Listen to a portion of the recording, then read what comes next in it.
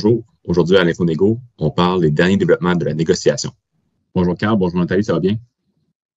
Ça va, merci. Oui, salut, ça va bien. Oui, OK. Aujourd'hui, le comité de négociation a décidé de prendre une décision qui est quand même importante. Nathalie, pourrais-tu nous donner quelques mots là-dessus? Tout à fait. En fait, l'employeur nous est revenu avec son offre qui est, somme toute, très décevante. Je ne dirais pas qu'on est devant un échec des négociations, mais on a pris la décision d'aller en médiation. Pour ceux qui ne connaissent pas ça, la médiation, en fait, c'est que le ministère du Travail assigne un conciliateur à notre table, tente de rapprocher les parties, ce qu'on va essayer de faire.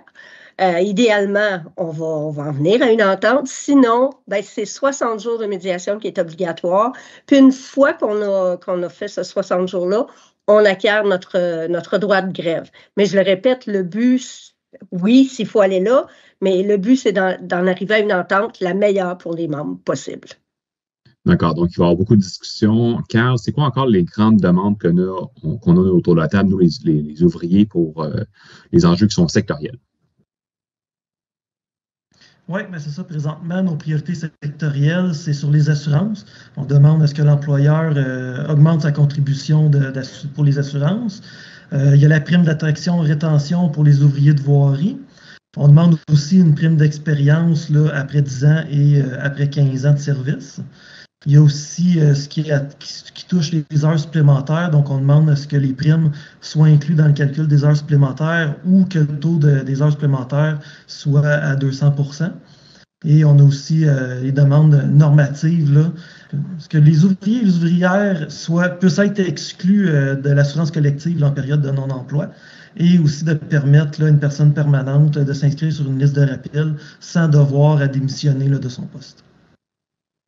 Donc, d'accord. Donc, encore beaucoup de grosses discussions puis des gains à chercher pour les ouvriers. Donc, on va tenir les membres au courant dans les prochaines semaines. Merci beaucoup, vous deux. Merci.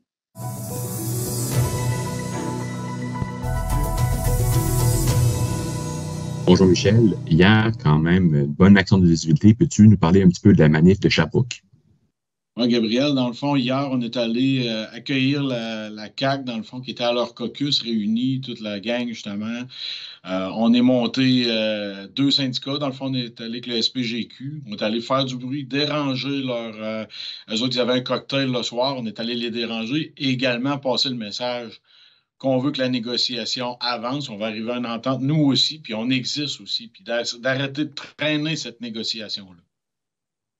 Là, donc, on rentre en médiation. Qu'est-ce que ça veut dire pour la mobilisation? Est-ce que ça a un impact, la médiation et la mobilisation? Peux-tu nous en parler un peu plus? Oui, exactement. On va continuer d'en faire parce que c'est pas parce qu'on est en médiation qu'on doit ralentir. Au contraire, on doit mettre de plus en plus de pression pour la période hivernale.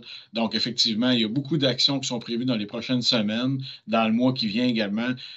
L'objectif, visibilité, puis avoir un règlement concluant pour les deux parties et surtout pour nos ouvriers.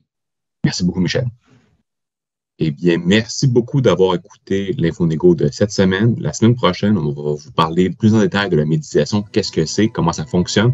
Si vous avez des questions par rapport à la médiation, n'hésitez pas à nous écrire à l'adresse au bas de l'écran et à la prochaine.